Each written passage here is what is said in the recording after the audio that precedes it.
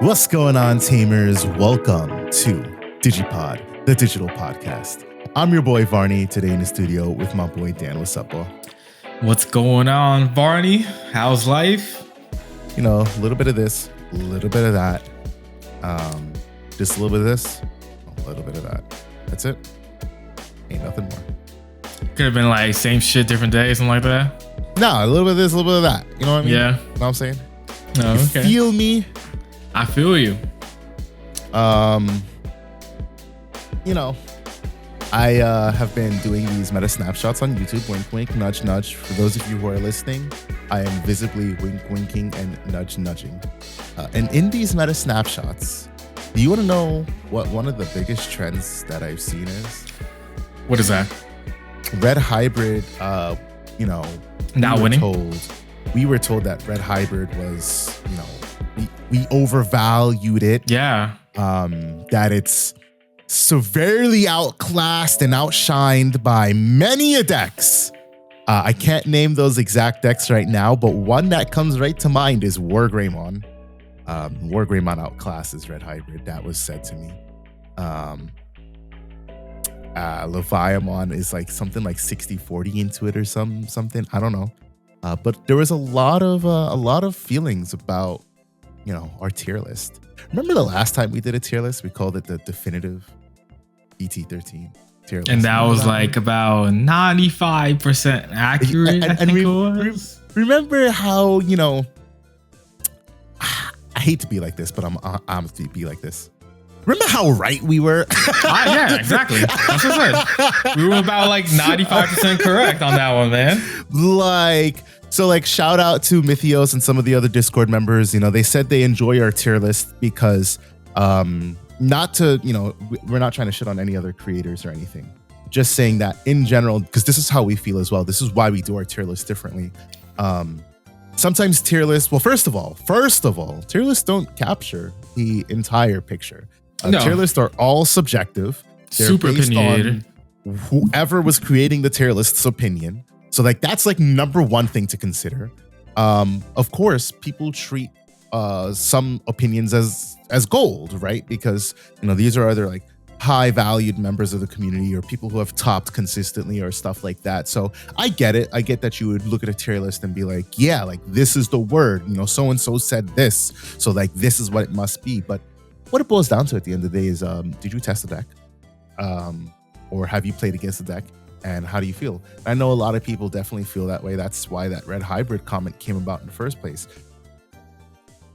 We have the luxury of running a tournament series. The tournament series is called the Tamers Battle League? I think. Yeah, something like that. Yeah, Something yeah. like that. It's like, That's I think it's like every similar. Friday. I think it's at like 7-ish 7 PM? Eastern Standard Time. Yeah, something like that. yeah. You know, we've had the luxury of like doing that for the last 9 months. It's been 9 months since we've been doing the TBL. Woo! And we've seen a lot. We've seen a lot of great players come our way. You know, we've had Tesserone here. We've had, you know, the likes of Nikesh, who was top 64 at regionals. Yeah. Nationals. You know, Treasure Eyes was like top 8 at a regional one time. Like there's Leppy. There's so many people to name, and I'm not going to be able to name you all. So don't. Yeah, we have a lot of good crucify me players if I forget you all, but come on through. there's so many good players in there, and we've seen all sorts of decks, all sorts of variations, and it's one thing that I love about hosting TBL, and it's one of the reasons we wanted to do it. We wanted to use our tournaments as content to say, here's the meta as we're seeing it unfold. For sure. I have seen this one guy. His name is Michael. Michael, I don't think you listen to podcasts, but you're about to be gassed up for real right here. I have seen this one guy terrorize everybody in the TBL. Everybody's like, oh my goodness, SecCon, yada, yada, yada. No. For us, for TBL, the terror is Red Hybrid. Well, like, I have seen him terrorize so many people that they're like, you know what? I'm tired of this. I'm going to run this so I can counter Red Hybrid. Like, that's how much it's been. And hey, for what it's worth, TBL is just like another locals. The only difference being, instead of like our local area, it's players from wherever. players who may not want to go to their locals that night, players who may not have a locals to go to, or players who are going to this in addition to going to their locals. So it's not restricted to any particular region or any particular set of people. Hey, it's worldwide, right? We got people from Canada, we got people from Australia playing in Europe occasionally. Yep. We have people from last season from Bahrain. Yeah, Bahrain. That's what I was thinking of. Something like that. Let's go Middle Eastern. Yeah, the Middle East, like a lot of great players. Michael was tearing it up with Red Hybrid, and watching him play Red Hybrid is what made me say, yeah, Red Hybrid's meta defining. But let's also put it like this also as well, right? In our EX5, was Red Hybrid still doing good? Yes or no? Yes. Because it was, I forgot about it. Oceania but yes, had a giant crazy top. Oceania was like 7. So point taken, that deck did not get hit. What got hit? The top 4 decks of Japan's format. They didn't have Ukomon for their Red Hybrid when Red Hybrid was, for them. So when we got it, obviously, we got the ban list. What's still around? That's still a good deck that was still winning, even in our EX5 Red Hybrid. So for anybody who thinks that Red Hybrid wasn't going to stay being relevant, like, come on, like 2 + 2 doesn't not equal 5 here. You know what I'm saying? Like, you have to figure out that, like, if a good deck stays good and doesn't get hit while the other top decks get hit, it's going to stay being a top tier deck. It's the same thing with Mirage. I mean, Mirage got touched, but it won. It just got a win, a regionals win. Yes. And again, we have Mirage as a top tier deck as well. And those 2 decks specifically, they've been decks that's been around for a long time, and they just decks that are not gonna get hit. I don't think they're anything that's like overly like too powerful decks. I think they do what they're supposed to do. And yeah, I 110% agree. And it's just, it is what it is. Good decks are good decks. Exactly. And we're in a format where we're in a Wild Wild West type format. So anything could just win or top on a consistent basis. What the point I was trying to get to is that, yes, I am shitting on the person who said that we overvalued Red Hybrid. But what this episode today is really going to be about, it's I don't know if masterclass is the right word because I've never done a masterclass before, but we're going to name it masterclass and we're going to see if it ends up being a masterclass. It's the beginner's masterclass to card games, specifically the Digimon card game, and kind of just, telling a newbie how to start being competitive. What do you think about when you're deck building? What do you think about when you're trying to go into a tournament and you're trying to be, this is all stuff that I teach when I coach players. I've had a few players that I've coached, and it's for various things, whether it's for specific decks, whether it's just for, I'm rusty and I need to get back into it, or I want to achieve better than I have been doing. Like, it's my hope is for this podcast, for somebody new to the Digimon card game to pick this up and be like, oh, okay, cool. I know where to start. I know how to approach deck building. I know how to approach a competitive tournament, like the mindset that I should be going in there with. I know how to look at and examine a meta. I know that I should be looking at tier lists, multiple tier lists, and using those to formulate an opinion, but make sure I go out there and I drive home my own opinion, because tier lists are subjective. Oh, I know. One thing I was trying to say about Mythios, shout out to Mythios, because Mythios was the one who said it first. Said they liked our tier list because our tier list was different than others that we don't use, like tier 1, tier 1.5, 2, etc. The reason that we don't do that is because it feels really hard to define some decks as, oh yeah, that's a tier 1.5. Yeah, for sure. That's a tier 2 deck. So the concept of saying that's a meta-defining deck, the core concept of it is to say that's a deck that the rest of the meta is going to have to play around, because if they don't, that deck will run amok. The concept of a contender is exactly that. It does matter where it's placed for sure, but at the end of the day, if it's in a contender category, you can take it and do something with it. Pilot oriented and rogue, that's pilot oriented and rogue. They kind of go hand in hand with each other. A rogue deck is kind of a pilot-oriented deck. It's also kind of a rogue deck, but we just kind of, it's pilot/rogue. And then, we've got the other categories, whatever we may call the other categories. It was fun time. This last one, we had a BT16 waiting room. Yeah. And here for a fun time, not a long time. And we did put Magnamon armors in BT16 waiting room. Yes. And is that something, we're not talking about this right now, but is that something that maybe should have been moved up? Who knows? We have an entire meta to find out. But that's why I like the way that we do our tier list. It helps us give there's a better definition on how to say, yeah, that's a deck that you want to take it, do something with it. But that's enough of that. We got to talk about the thing we always talk about. It's the locals talk, but I didn't go because I thought I was going to be doing some babysitting, and then I didn't. And then my plans were run amok. So I didn't get to do anything this weekend. Unfortunately, I was very upset about it because we had a spring break pricing. We did. We sure did. Big sad.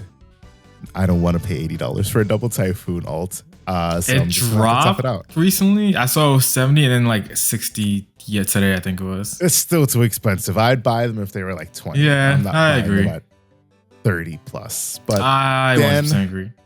How was locals? I also had 2BL, but I guess we'll wait for Adrian's meta report. Adrian talking about it. Meta snapshot. What I did for that one. But I ran the same deck for the locals. I'm slow at the moment for some reason. Locals, yes. So I ran Fish Swarm again. Didn't do as well. I feel like I had, I guess, weird bricks and poor matchups. And so the bricks was only like one game, really, realistically, I think. Yeah, it was a game I should have mulliganed, and that was it. But round one, we had 4 rounds, went 2-2, 4th place somehow. So I still got prizing. I didn't know I was gonna be 4th place. I was surprised by that one, being at 2-2. Round one, I played against Gamon, beat that 2-0. Good thing about the deck is it has with the inclusion of Zudomon and plus UX for like my personal build at least. You can out a lot of things, and that's the issue with that with Fish Storm. Period is one, it didn't have the good enough aggression, and 2, it didn't have any real ways of dealing with boards outside of the Aegis and Plesio combo, and or if you're using options. So because if you don't have that perfect stack going when you have those two going, the deck doesn't know how to deal with things on board, really, especially if it's a strong body. Like level 7s are almost impossible to deal with in that deck. Now with the inclusion of Zudomon, Plesio X, at least for me, what else I have? Oh, and the new Mega Sigma, you can deal with level 7s. So Gamon, Proxima, it's a level 7. I had to do the weirdest combo to be able to out it, and you're gonna be like, what the F when I say this? And it's happened multiple times because I think it happened in the TBL as well when I did it. And because it was more of I was just doing combo streamlining. I was like, oh, I could do this, do that. And I was like, oh, wait, I get outed by doing this. So let's say you're climbing up the board, and let's say you have a level 7 you need to deal with. You can do, go to Plesiomon, play something out, whatever. Tuck a level 5, specifically like the Mega Siegramon, or if it's already in the stack, it doesn't matter. Go to Aegis. Aegis effect, you can play a Siegramon in name or aquatic, anything. So you play a Mega Siegramon. Mega Siegramon, the BT15 Mega Siegramon stays on play and when digivolving. Tuck another Digimon underneath him, and then you can bottom deck a Digimon with the same level or less. So I have to go Aegis effect, play on Mega Siegramon effect, tuck the Aegis, which includes potentially whatever is in that stack to deal with a level 7. So it's kind of like negs you, but at the same time, if that's your only out, then you kind of gotta do it, because then if they have nothing else, then GG. But also cool combo, you could take two things out at the same time. So if you have the Plesio, the EX02 Plesio plus Aegis, so Aegis effect, played Mega Siegramon, Plesio effect, bottom deck a level 5. effective Mega Digimon, then you can bottom deck a 7. So you can do a little board wipe with it. It's kind of cool. I've been learning a lot more different ways to play the deck now with all the new support stuff. There's still some things I got to tweak, I realized. I feel like I'm missing a Digimon. I went like more aggro with the Digimons with the rushing and jamming, and realizing I was missing a Digimon. So that's probably my next tweak to the deck, is adding maybe one more Abidra somewhere in the deck. So that was pretty good. Round 2, I played against. Is that when I played Gino? Yeah, that's when I played Gino. I hate playing Gino. Gino, if you listen to this. That's when you played against the Gamer's Edge protagonist. Yeah. So our friend, as many of you know on, TBL, his name's also Cyberphile. When he plays, what's it called? Mirage Galgamon, this man turns into the protagonist. This man turns into God having onto his side, because it never fails when I play against him, especially the last like 4 or 5 times I played against him.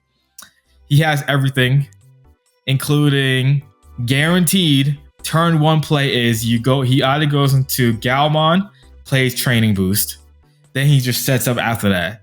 And then his first check, every time I swing, I kid you not, is always a training boost. So now he's double stacked with training boost, which leads him to be able to pop off way sooner than I want him to. And then full meteor blast, that's what it's called, right? Full moon meteor impact. Full moon meteor impact. Whatever the ACOS Mirage option. Yeah. Yep. Anywhere from the 2nd to 4th security stack, it's there. And it never fails. And so like I had a point where I was like, oh, I'm about to combo the F off, right? But I'll probably get him like about to do 4 checks in. It's gonna be crazy. Because his Mirage died because it hit into Aegis, I think, in security. I was like, great, I got a chance for the 2nd or 3rd check. I swing with Mega Digimon to get his one attacking effect off. I hit full moon meteor blast, that sends the Mega Digimon back to my hand, and I just completely cried because that's all I could do. And then I knew that was game right there. Then game 2, once again, I swing into security, training boost. And then I hit into Thomas or something like that. And I was like, Jesus Christ. You need to let Gino shuffle your cards when you're playing in the tournament. Yeah, facts, right? Like, it just makes no sense. And then he just popped off, and I just looked at him, just like, yo, there's nothing there's nothing I can do. Why are we still playing this? And then he goes through his security. There was another full moon meteor blast, and I was like, I'm not surprised. I am not surprised when you play this deck.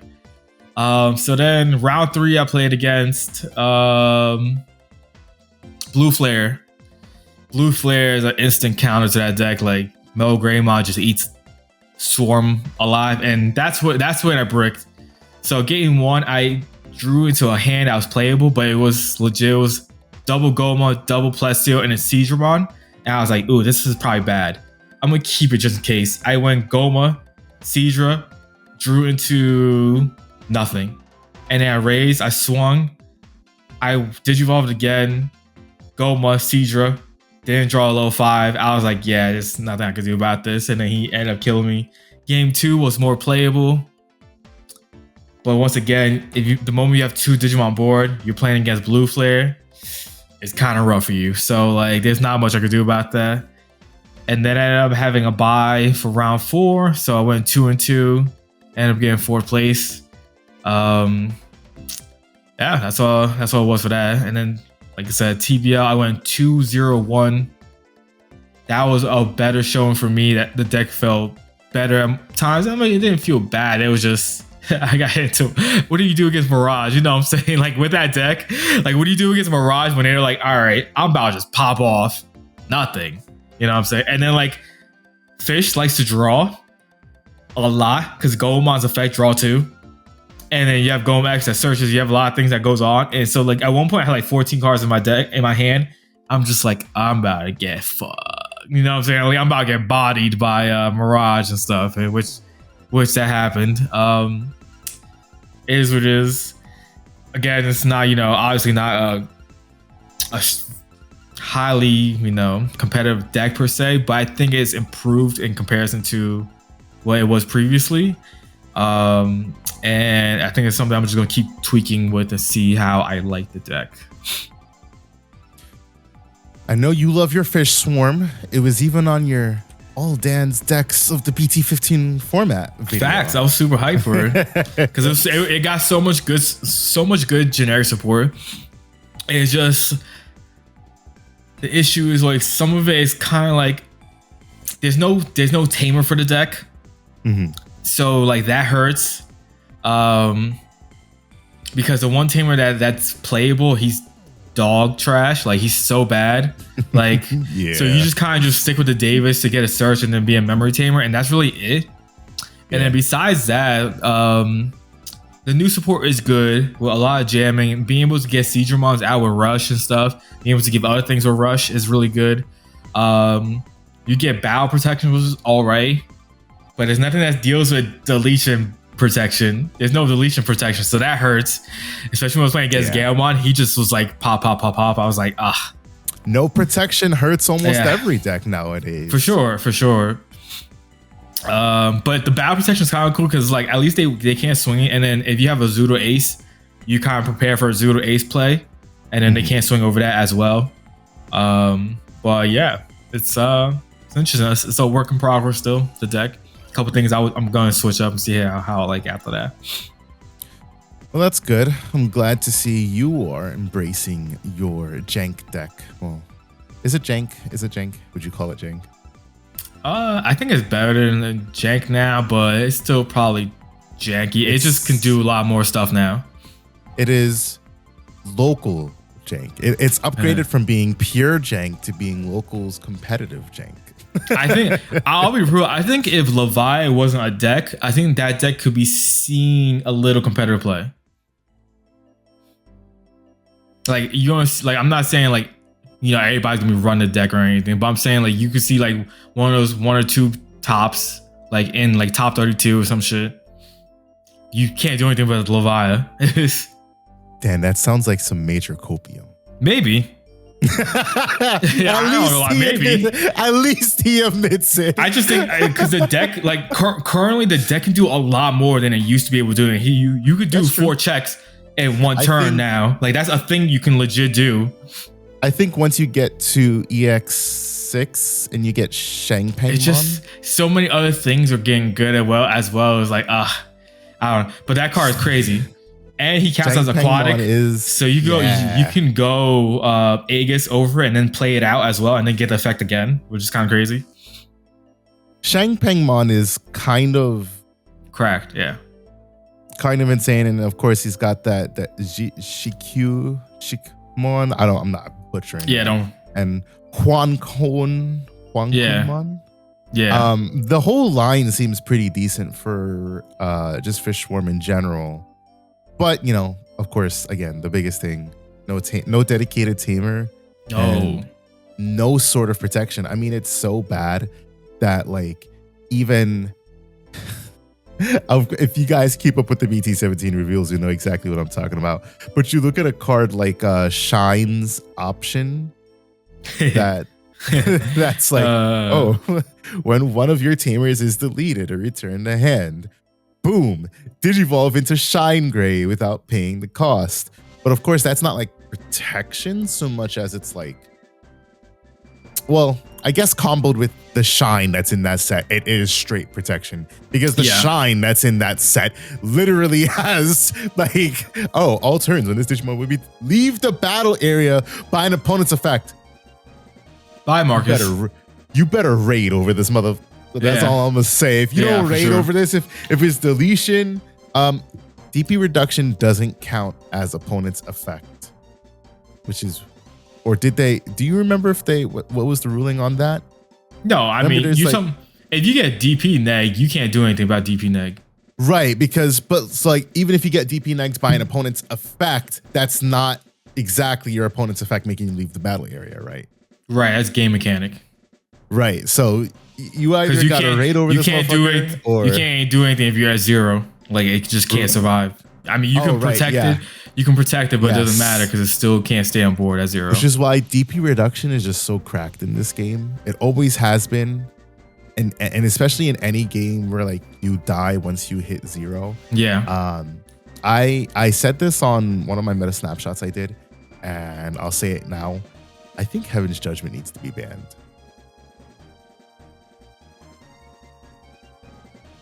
I think it needs to be banned. Not even restricted. Banned. That's the first card in a minute that I think it needs to be banned. I think that card might need to be choice restricted with Magna X coming next set. Well, but that's the problem. You can't just choice restrict Magna X because it's just 3-color Digimon in general. I mean, especially Magna X, because you have this big god wall that can't be touched by your opponent's effects.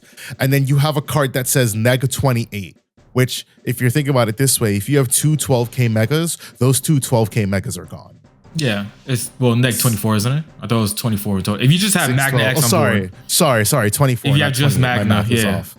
But neg 24, 2 12K. Because it was crazy. It's 4 6K effects, and it's just like, damn, not many decks have access to DP reduction prevention. Black is a color that has somebody made this argument about like recovery, and now I kind of get it. I don't remember who it was. It might have been Trey's on one of our most recent podcasts. I think it might have been the one we did with Peter, where we were talking about how Sec Plus. Yeah, it was definitely Trey's. Where we were talking about Sec Plus 1 uninhibited is just as cracked, or should be considered just as cracked as like just constantly being able to recover. Right. And he said because not many decks have access to preventing that. Black does, but it's 1 card in Congo. Nothing else really prevents all of that recovery. And in the same way, like yellow has Venusmon that prevents it's a 1 turn minus Sec plus 1, and then Mitamamon has that like passive effect, but it doesn't help when you just have like Sec plus 6, or when a Dorbic drops and it's just like delete Mitamamon, right? So in this instance with DP reduction, what has protection against it? There's a couple Digimon that are really bad that have protection against it. And then there's like an option card, a restricted card, and a Doru Greymon. Metal Greymon X as well. And Metal Greymon X. So two archetype restricted cards, a restricted to 1 card, and an option card that really not every deck can splash, especially if black isn't really in the meta to begin with. So the idea of Magna X being able to abuse Heaven's Judgment and other 3-color decks in the future is like, that's what has me thinking it should be banned. Yeah, I can see that. I 100% can see that. It was just, I can see where they were going with it early on. It was like, all right, cool. Mm-hmm. This is a cool option for Alliance bunny type decks, right? Yes. It's like, all right, you get your 2 colors plus the third, plus you get the first 6K plus for every 2 colors. So I was like, all right, cool. Neg 18, not bad. Yep. But then when you combine it with, like, for example, I think it's cracked in Davis. Davis can legit have every single color on board almost, where you're getting neg 20 plus. Now we're gonna get our first triple color card in Magna X that's natively yellow. That's already instantly just by himself a neg 18. Right? No, I'm sorry, neg 24. So neg 6 plus the 18. And then that's not including where other colors that's already on board. If they run a Lydramon, that's a green. If they're running a Dexmon and that's on board, that's purple and black. If they have a white tamer for some reason, or Uko. Or Ukomon. Yeah. Even forget about that. If they just have Magna X Ukomon, that's 30K. That is pretty bonkers. Crazy. Bonkers. I could definitely for 7 cost. I can see it being, I don't know about banned outright, but I can see it being limited to 1. I can also see it being choice restricted with Magna X. I would hate that's to your argument. That would be my HPD. That would be my HPD. That's a valid point. Every time my opponent be like, "I'll play my 1 of Heaven's Judgment for 7," I'd give them the meanest side glare. And I agree with that. Never mind. Yeah, I can see that. That card is it's cracked. That's the only reason I say banned and not restricted, because that is most definitely a card that I would look at and I'd be like, I hate that you saw this 1 of. Just as much as we hate when Melga sees their 1 of promo for the OTK Sec plus 1. Yeah. So I can see that, yeah. That's that. We can talk about that another day. I just felt like I should throw that out there in the wild, get you all thinking about that, and start advocating for it. No, that's neither here nor there. We're gonna move on. We're gonna talk about our poll results and our Q&A. So I asked y'all for our Q&A, which of the newly revealed Digimon are you most excited about? And I put in parentheses, we're including the confirmed mega level Digimon. And I feel like either A, someone didn't read, B, it was misinterpreted, or C, I was not clear enough. So I'll get to that when I get to that. Out of 12 votes, we got a whopping 1 vote for Zafagamon. Nobody likes it. Zafagamon. Damn. I kind of like Zafagamon. I also like Grand Galemon, and nobody voted for Grand Galemon. It's kind of insane. Now, I wonder how many of you guys voted on this before you saw the reveals. Obviously, most of you. Oh, it's very possible. Because the Vortex keyword is also bonkers. And so is the, what did they call it? Overdrive? Oh, no, the Vortex and Overdrive wasn't out yet when we did this. Well, those reveals came through, I want to say maybe like Friday last week. Yeah. So like they still had like 4 days they could have voted on this. That's why I say I wonder how many people voted before. Yeah. I wonder if that would have influenced. That makes more sense what you were saying. Okay, yeah, I got you. Yep. I wonder if that would have influenced anybody's decisions, because those keywords are crazy. But 5 people said that they are excited for Sendromon. I assume you all love Cinderella and just like the idea of like fairy tales and Disney stories, just as I do. No, that's not the reason why they're excited for. It's a new waifu, right? Yeah, I know. I was trying not to be so degen. TCG players, I tell you. 4 people said they're excited for Galacticmon support, rightfully so, and a good 2 people said they're excited for the Hexablow support. So, did Mike vote for that one? Mike and the one other person coping for Hexablow support, right? So the reason I made that comment I made, Sir Duck 82, he said Hexablowmon isn't new. Correct. Hexablow is not a new Digimon. We have acknowledged that. But Hexablow was confirmed to be getting a new 5-cost Digivolve 13K Mega. At least that's what it looks like in the PV for Digimon Liberators, which is why it was included in the polls. Just like Galacticmon, which is also not new to the game. Now, if your comment was meant in jest, well, I can't tell sarcasm through the internet, so I don't know what to tell you. But Austin said, super excited for this, more excited than the first reveals. New Digimon designs are sick, and I just can't wait to see the story design. Jay Stewart said, I'm excited for it. Hopefully they actually play the card game. I think they will. Or not even think. They will, trust me. I'm also excited for the support for archetypes like Imperial Virus, Galactic, and potentially Bealstar. Walter, every time I see your name, I think Walter, and it's Walker. I'm sorry, Walker. Walker says, official merch being censored around card game gear is cool. Really hyped for the Digivice deck boxes they've shown to become actual merch. If they do that, that'd be pretty cool, yeah. Varner's like, I'll buy a whole bunch of them. Y'all don't understand. I loved Yu-Gi-Oh! As a kid. We all loved Yu-Gi-Oh! Everything that Yu-Gi-Oh! If I was older, I would have been a competitive Yu-Gi-Oh! Player 150%. And I'd have bought everything that they put out. Dual disc, I'd have had the Chaos Dual Disc, the Academy Dual Disc, and the Battle City Dual Disc. No shot. Now, I've only got my Battle City Dual Disc, and that's because I got a good deal on it from the Facebook Marketplace. And I will slowly find my way to the other Dual Discs. My cousin got the Chaos one. Chaos one was so badass. It's like, let's go. Fucking nerd. Zedwef says, I'm hyped for Liberator. I feel a webcomic is a better medium for Digimon than a web novel. Mostly excited to see different Digimon get some love. Also, Sendromon has a great design. Yes, 110% agree. Webcomic over web novel all day. I wish Seekers was at least a web novel. Sorry, webcomic. But also, Sendromon is a great designer. I actually really do like the design, and I'm very interested to see what they do with the puppet aspect of what her line focuses around. Because it looks like there might be like some Choo-Choo-Mons there. Obviously, we know Choo-Choo-Mons are puppets.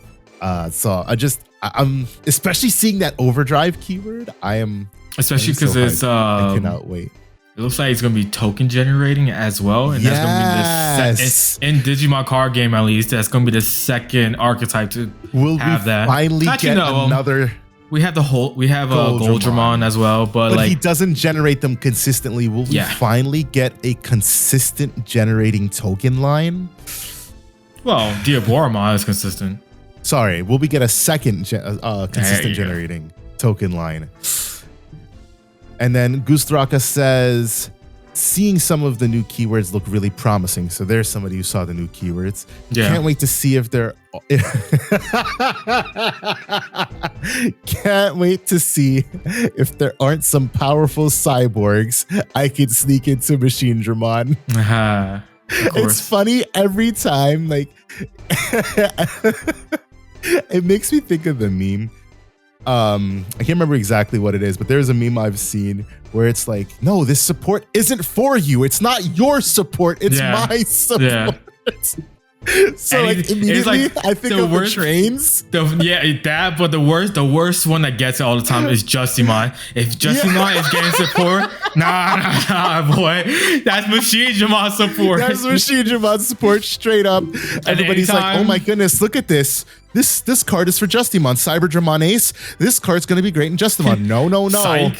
It's gonna be great in Machine Dramon. Yeah. Well, just Machine Dramon, but my cope. But even like machines. But even for Greymon deck, if it's a good Metal Greymon with a good inheritable, best believe you can just throw that into Machine Dramon support.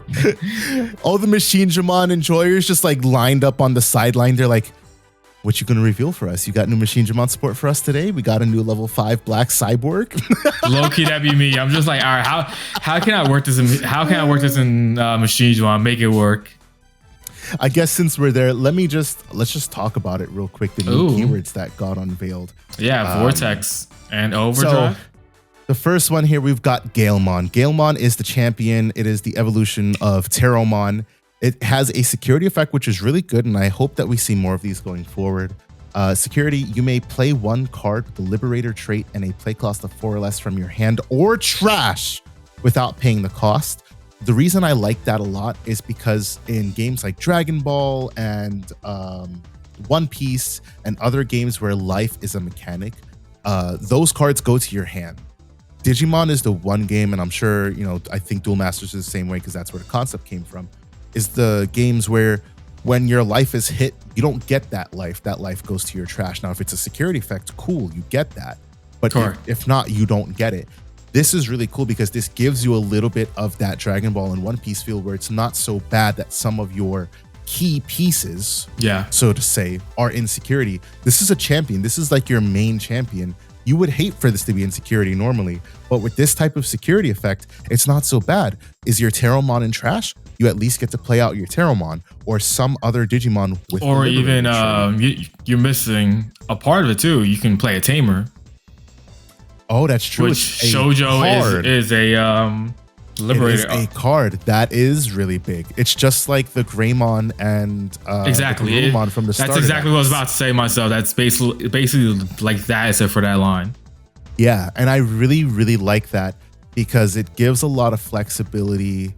Not necessarily in deck construction, but it just makes it feel so much less of an issue with current cards. Here's a quick little combo you could do, right? Because Shoto is a Liberator. So if that card is in security effect, let's say you played Shoto from trash or something, play a Teromon, so now you're plussing even more. And then when Teromon's search, right? Search top 3, take Liberator trait. Mm-hmm. So you can get a Tamer plus a Digimon off of that little combo just because that card's in security, and then plus gain whatever you search off as well. It's a good little combo, and then the Shoto sets you up for future because it lets you gain a memory when digivolving. Yeah, I love these type of effects, and I can't wait. I hope that we get more of these, especially for the Liberator line, because one of its biggest issues is, starting out on the fact that it's an entirely new archetype and they're not going to release all the support from the door. And one thing that Digimon archetypes suffer from is just that lack of support for that first line. So being like, for example, like if Examon had this back in EX3, Oh, that would have been even better if you hit a Cordramon out of. It's just like hitting the security Cordramon, but instead of on play draw 2, let me replay my Dracomon and get my search for my Examon, like that type of thing. So I like that. I mean, you're basically doing similar Cordramon. You draw 2, search 3 to grab 1. Luckily, we had that security Cordramon though. If we didn't have the security Cordramon, we'd have been effed. I don't think that deck would have been as good without the security Cordramon either. Personally, think so? Yeah. Okay. So the keyword that is on Galemon is Vortex.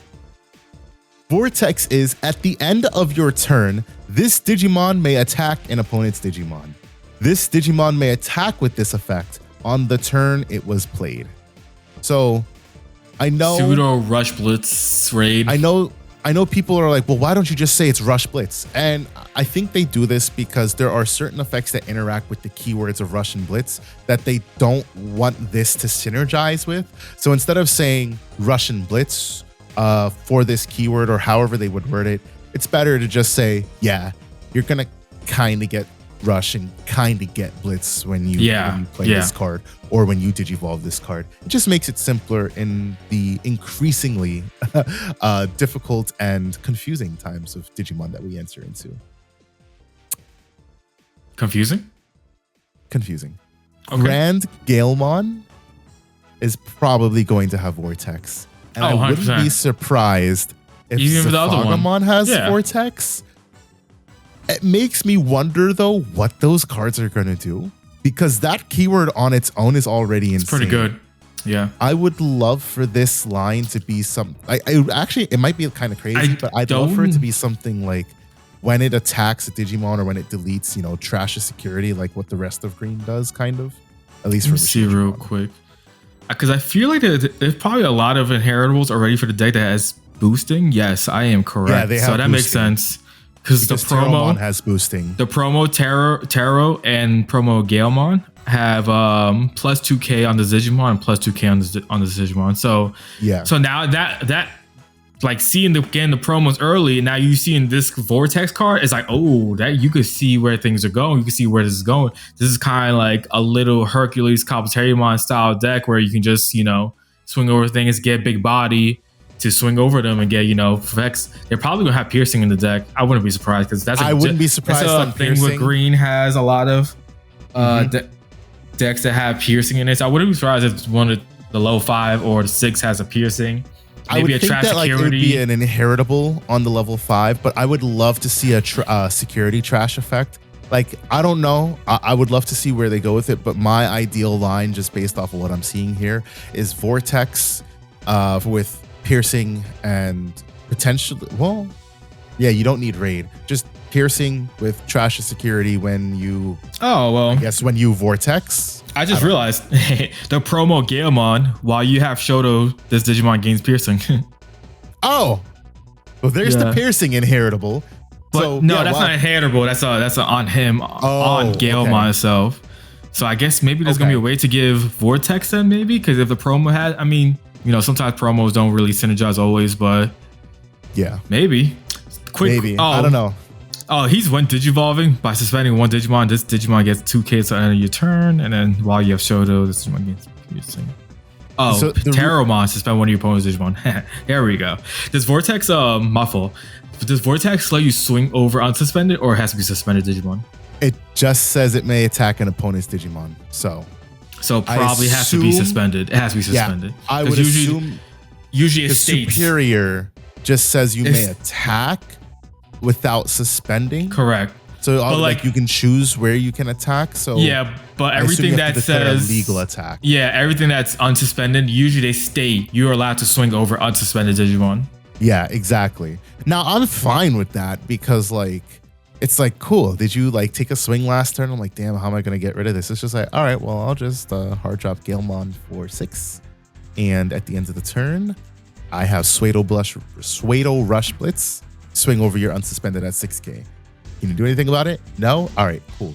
But after that, currently you could just go. Now you don't have to waste that much. If you have a stack going already, you hard drop the promo Terramon on play, suspend one of your opponent's Digimon, and then effect Vortex. You just swing over their things. Yeah. Okay. Yeah. I'm so excited for this keyword. I'm excited too, Loki. I'm really excited for these decks. Machinedramon Copers, no, you're not going to get Grand Gilmon as a cyborg level 5 so that you can get Vortex as an inheritable. Nah, he's probably gonna be like Giant Bird or something. I'm gonna assume Giant Bird. Let me tell you something. I gave up on green until the Double Typhoon decks.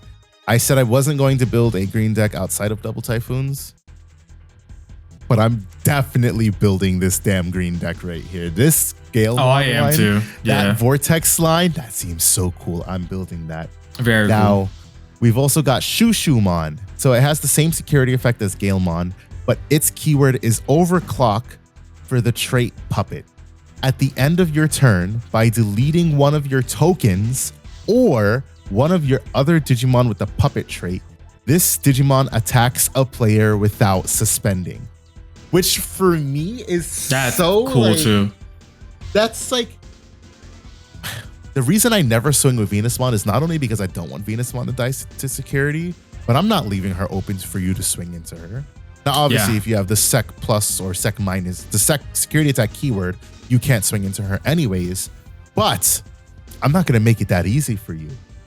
So just thinking about what Sendromon might do, if it's going to be Puppet or if it's going to be token generating, the fact that it'll be able to attack without suspending means it has a air quote form of protection in that it never needs to suspend for an attack.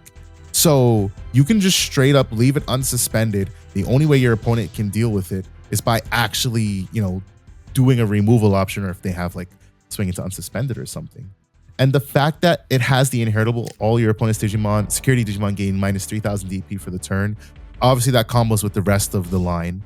Makes me think these tokens are going to be able to swing somehow, or there's just going to be some kind of like low end strat to combo with the fact that Sendromon is going to facilitate all of these tokens.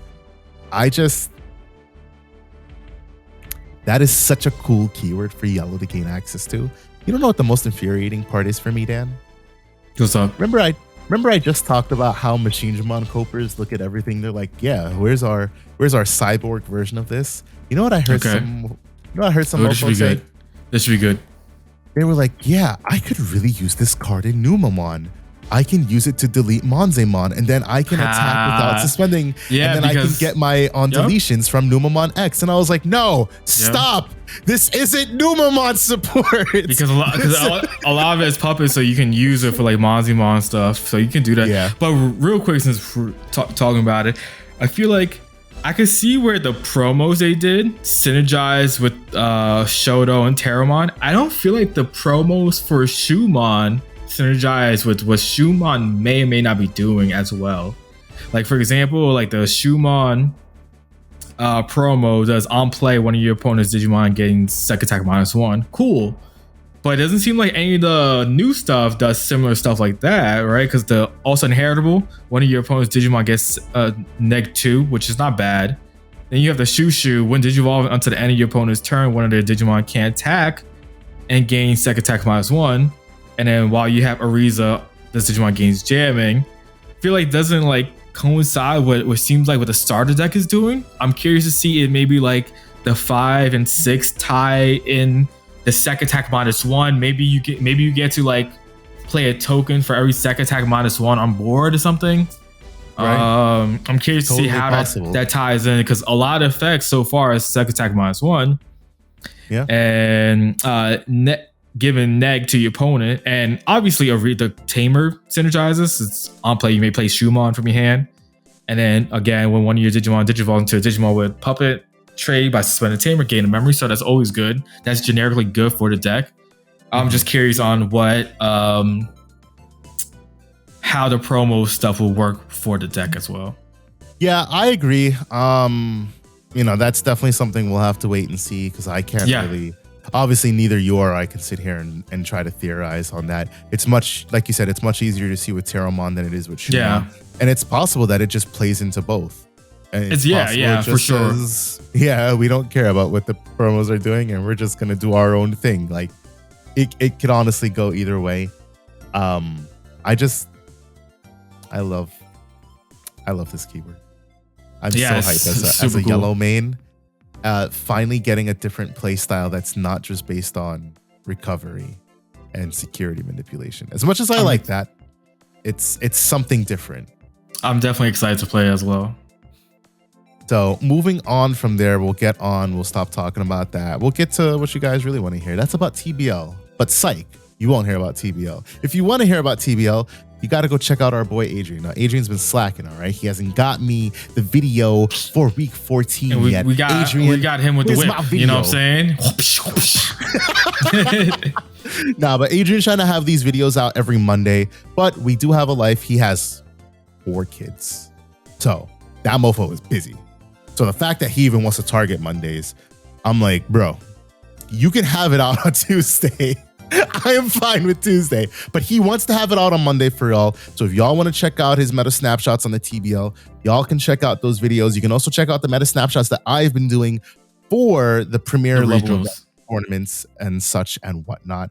We've also been doing a lot more YouTube content. We're not holding ourselves to uploading daily. We're not like, yo, what are we putting out this day? What are we putting out this day? No, we're trying to do quality content up to our own standards and get them out for you guys to see. And with that in mind, like, we've scheduled out content as of right now. Content is scheduled out until Monday next week. And by the end of the week, I'm going to have content scheduled out until the end of next week, Friday for sure. This is consisting of gameplay and deck profiles and, you know, the meta snapshots, but also just some other things that I might be doing throughout the week. It's when I have time, not trying to stress myself, especially with the editing. But just things that we can be doing that's interesting to you guys and fun for us to do. Because at the end of the day, content creation should be fun. You know, we're not just out here doing this because, I don't know. Dan, why do you do content creation, Dan? Hey, I plan to become rich and make money off it, obviously. Right. I forgot you're trying to be the next, I don't know, who's a famous YouTuber? I don't know. Logan Paul? He was a YouTuber, right? That's the only name I could think of at the moment. Mr. Beast. Hey, yo, Team Samurai X. I'll take that. It sounds like a YouTuber. Team APS. There we go. YouTuber. You know, all jokes aside, I mean, we just do it just because we love it and we enjoy doing it. That's all. Yeah, we love the game. We love spreading news and information about the game. Whatever other perks that comes with it comes with it, but it's not like what we want to do for life. You know, that's not our main income. Let's play that. Yeah, for sure. I mean, if it could be, I'd play games for a living. Maybe, yeah. I would. You know, if you play One Piece, you probably don't.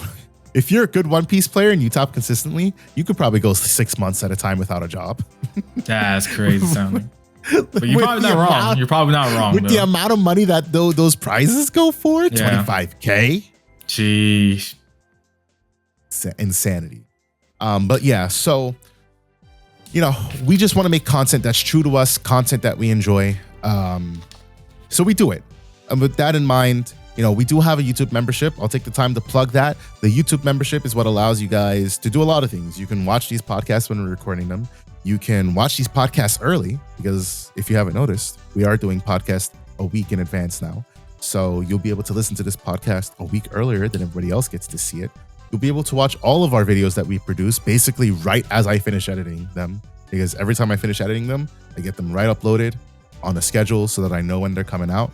And you guys who are members, you get to watch them right when they get uploaded. You guys also get to see a lot of the works in progress that we're doing, whether that's deck boxes, overlay designs, which are currently going on. Wink, wink, nudge, nudge.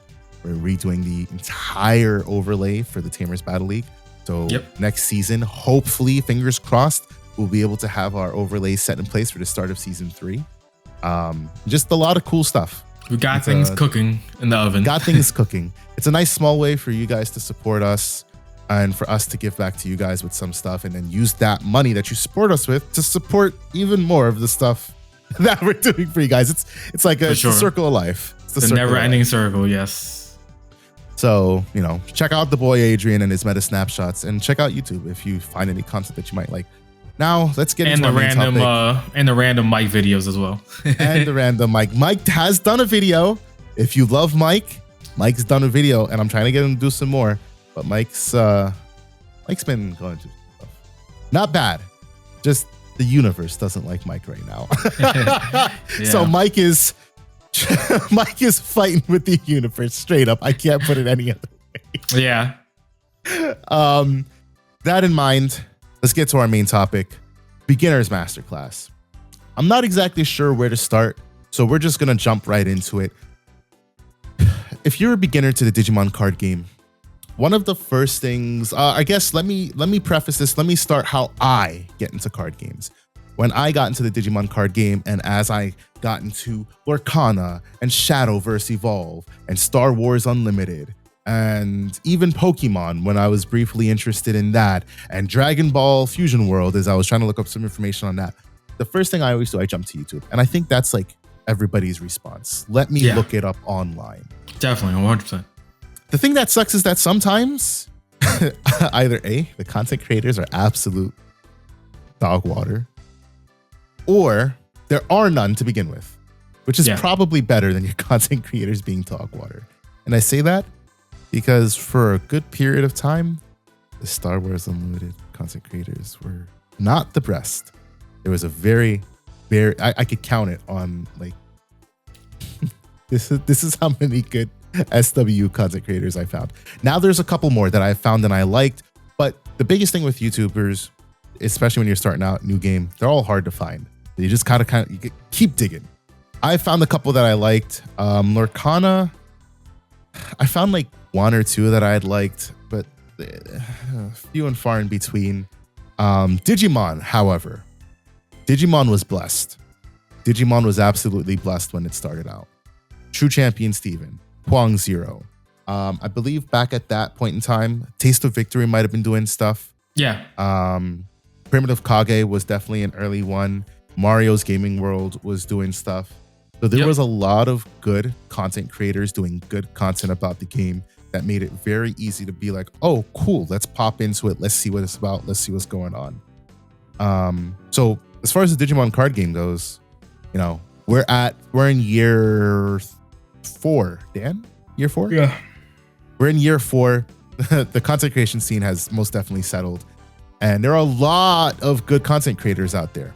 And so if you have something in mind, I would say you have like a good 95% chance of finding somebody with that idea that you have in mind or something similar to it. Yeah, for sure. 100%. That's where I start. I always start on YouTube and I just go looking. I want to see, I want to see things titled beginners. The beginner's guide to doing this, the beginner's guide to playing the game, the beginner's guide to how you should approach. Like if you have already went through the tutorial app and you know how to play Digimon, you're just trying to get some more professional tips, the beginner's guide to not wasting memory, or how to maximize your Digievolutions, or just some like clickbaity ass shit. Sometimes those titles really work because it does help find out more about the things that you're trying to learn about, especially as a newer player. Star Wars has that, which was really great. Star Wars has a resource system similar to almost every other game in that it's a card-based mana pool. So one of their videos was titled somebody's videos like how to maximize your resources or something like that. And I'm like, resources, I wonder if they mean the mana pool. Of course they mean the mana pool. And so for Digimon, you don't have a resource pool to manage. You have a shared memory system. So you're not really going to find anything about it because you can't really talk about the memory system without talking about the rest of the game. Everything's situational. Correct. So my question for you, Dan, is for a beginner to the card game, for somebody who is maybe, they've gone, they got the starter decks, they've built, they've been watching some YouTube content. They're kind of versed, but they're not entirely understanding about the game yet. They're trying to get better, and they definitely at some point want to compete on a competitive level. What tips and what advice do you have for them? I guess it depends on the deck that they're playing, right? Yeah, 100%. First and foremost. So I guess before we even get into that, what are like the top 3 decks that you would recommend for a beginner to play? A competitive deck for a beginner to play. Also, my very first rule, just get good. That's all. That's all it is. No, I'm sorry. Oh, I'm just anyways, no. 3 decks for a beginner to get into on a competitive level. That's the first question I guess we're asking. Yes. Yeah. Ooh, that's hard. That is a hard one, I think. You think so? One immediately comes to mind. One immediately comes to mind as well, because it's going to be never-ending support, which is Greymon. I think that's a very good a beginning level competitive deck. That's a deck you will always see viable and want some shape or form into the meta, into being a competitive tournament. We just saw last week. It was a 4th place deck, Greymon deck. And it was straight War Gray at that. It was straight War Gray. What we consider to be better, considered the meta in Black War Gray. Yeah. So I think that's number 1 to me. That's a good deck to start with. I think most pieces of it is pretty affordable, especially since the starter deck, the OG starter deck, got reprinted. The starter deck Greymon got reprinted in the booster set. So that's very affordable for people to get, I think. Even anything that's base rarity is pretty affordable. It's nothing too crazy, I believe, for Greymon. So I think that's a good deck. Another deck, I guess you could say, because it just came out, if you're a beginner that just got into the game just recently, we've seen it in our own very, very own locals. We have a new kid that just picked up double Typhoon starter decks. It's a very good way to get into the game. You instantly become a competitive deck, in my opinion. Are you like a tier 1 deck? Don't know. Won't say that. Tier 2, maybe questionable. But it's a deck that you win. Can you win? Yeah. And he's been doing well. He was just in the finals yesterday. And I think he was in the finals or a top 4 participant in the Green Cup tournaments too, maybe? Question mark. I don't remember. I think so. And so it's pretty good. You get a lot of consistency. You don't really need any extra pieces outside of just the double, getting 2 of those starter decks and having everything you need. There's a couple cards here and there. Some searchers. Those are cheap as hell. You can grab. It even comes with the old school Willis, the old Henry, I think. And so it comes with a lot and Willis, yeah, that was the only ones. So it comes with everything, and it comes with old school Rapidmon as well, the first one, which is still a very good card. So I think that's another deck. Third deck, that's gonna be hard, I think. Third deck to be competitive would be Do you have another deck besides the 2 I mentioned? The very first deck that popped into my mind, the deck that I would recommend to anybody getting into the card game, having no knowledge of anything prior. Maybe they've played card games before, maybe they haven't. The very first deck I'd recommend to them is Red Hybrid. You think so? That's different. I would totally recommend Red Hybrid. Because aggro decks, right? It's the very first thing. What is the best aggro deck we have now? Numamon, but Numamon is a little bit more combo intensive, just a little bit. No, and a lot more. It's got more expensive pieces, so I cannot recommend Numamon in my good mind. Red Hybrid, it's SR's Emperor Greymon, which are not expensive. It is, you get Blitz Omni from Resurgence Booster, so you're building Red Hybrid for probably with Ukomons, because you do want to play Ukomons. So your Emperor Greys and your Ukomons make up your cost. If Ukos are 5 a pop, you're buying a playset that's 20. And let's just say Emperor is also 5 a pop, that's highballing. You're paying $40 for your playset of 8 cards, and then $10 for the rest of the cards straight up. And then it's just your premier aggro deck, because the only thing, it may be a little bit complicated in that, you gotta learn Digivolving over Tamer. There's the Takuya plays, but I think that is actually perfect because it leaves a lot of room for growth. I guess that's a deck that you can learn and do good with, and then grow and do even better with.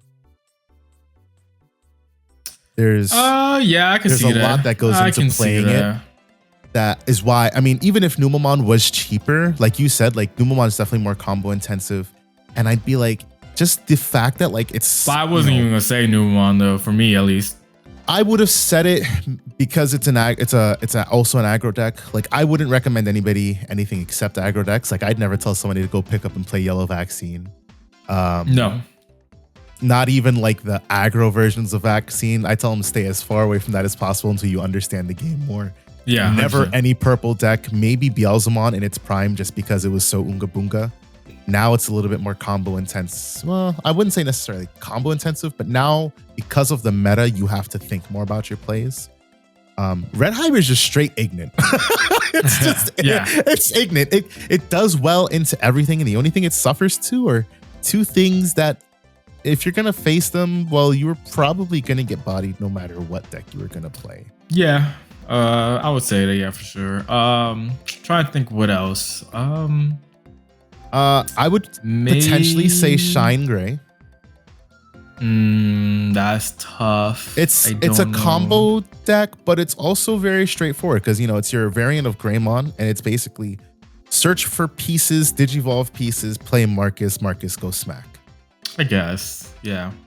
The biggest thing, and it's also a deck with room to grow because obviously, we've been seeing it. There's different ways that you can play the deck. You can go freaking straight aggro with burst mode, or you can play the much more control version and go heavy ruin mode.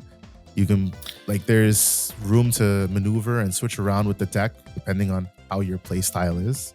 I'm also thinking an aspect of what can I give a deck to a beginning that's always going to get support as well, because for heavy hardcore players, they're going to play decks that if they're good and they're not going to get any support, they're going to still play it because it's a good deck regardless.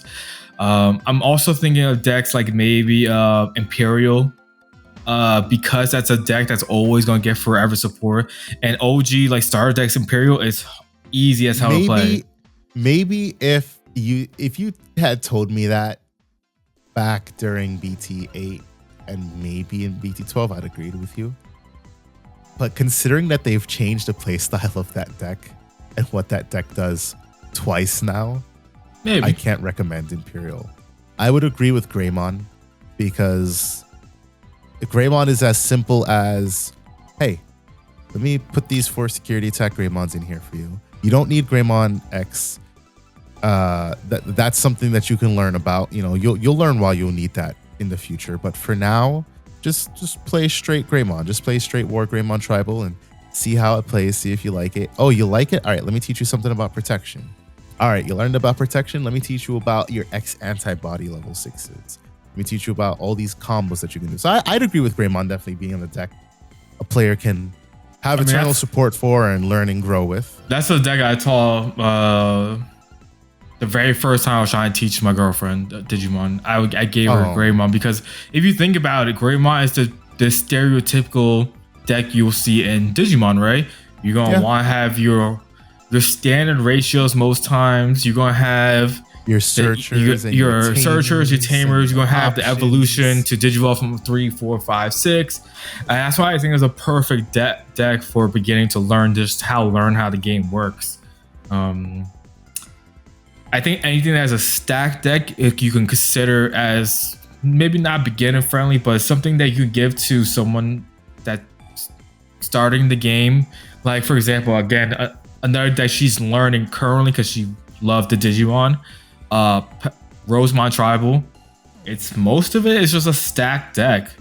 Outside like crazy other effects that sometimes happen with like just interactions with the suspending, unsuspending stuff. It's a deck that has the X antibody stuff. I think learning X antibody and understanding why you can Digivolve a 3 into a 3, and with that card, understanding what Black Box means is crucial to the game in today's game because Black Box is everywhere. You know what I'm saying? Yeah. And understanding why can I Digivolve my Agumon into an Agu X Black Box? Why can I Digivolve, use Greymon X, for example, that has a 3-cost Evo and also the free cost Evo for, a Greymon and whatnot. Just things like that. I think that's why like stack decks are really good for a beginner because you get all of that in one. Yeah, I could agree with that. For me, my top three would definitely be like my first one, of course, Red Hybrid. My second one would be Double Typhoon. I'd agree on that just because, just like the Beelzemon deck, the deck is so insane just to pick up for a beginner. You smash two together, you learn the game, and you got a competitive deck right there. And it's a very competitive deck right out the door. And they give you such good cards to play in that deck that it's just like, wow, why wouldn't I play some of these cards? Like, just to tell somebody, hey, yeah, go out and pick up $60 worth of decks and you're good to go. You want to go compete in the regional? I got you. That's it. Yeah. Literally all you have to do. Like, it's just, it's such a, Bandai does such a good job with the advanced decks. Honestly, like, that would probably put it in my number one spot just because of that. And within the own deck, you learn about the ace mechanic as well. Yeah. So that's also a good thing. I was thinking of also like the Greymon and purple Garurumon stuff, but that's like not really competitive per se. No. But having the Mega Gargo in that deck, giving the understanding and learning the ace counterplay, is very good as well too. Yeah, I actually changed my opinion. Double Typhoon is number one for me for sure, and then it would be Red Hybrid, and then any Greymon deck I'd agree with. Yeah, those are just the things you learn in those decks. They follow you to every deck, and once you learn those decks, every other deck becomes so much easier to learn. Yeah, there's obviously, of course, because any card game, you got your decks that are just like outliers that are just completely different than your norm. Yes. But once you understand, I want the person to understand how to play the game first before they can adventure into those, right? Like if someone were to pick up D Reaper, what the hell they gonna learn? How they gonna learn the Digimon card game if they pick up D Reaper? You know what I'm saying? That's not a deck for a beginner to learn to play the game with. And ironically, we've seen someone do that in our locals, and I'm just like, why would that be your first deck? Unless you played other card games, understand it, but like I just wouldn't do that to someone. Same thing with like Divas. I wouldn't have them play Divas first because you not understand the game mechanics of the game. That's a deck that's totally different on its own, prior to anything else. Decks like I don't know if I would consider Beelzemon even like pre-hit a deck I would give to a beginner as well. I would only give it to them just because it's a nice competitive deck. Unless you tell them like, just make sure you read the cards. That's all. Like if they understand the game and stuff, but like as a beginner, that's hard because it's like you have so much interaction. Like obviously as a competitive high, you could do two of those and you're good to go. But because there's so much interaction with the milling, with the trash and stuff, I wouldn't use that as a beginner deck. I think it's still, I mean, obviously, it's still playable for a beginner. Might not be at max efficiency, but they could definitely just take two, smash together, go play and do something with it.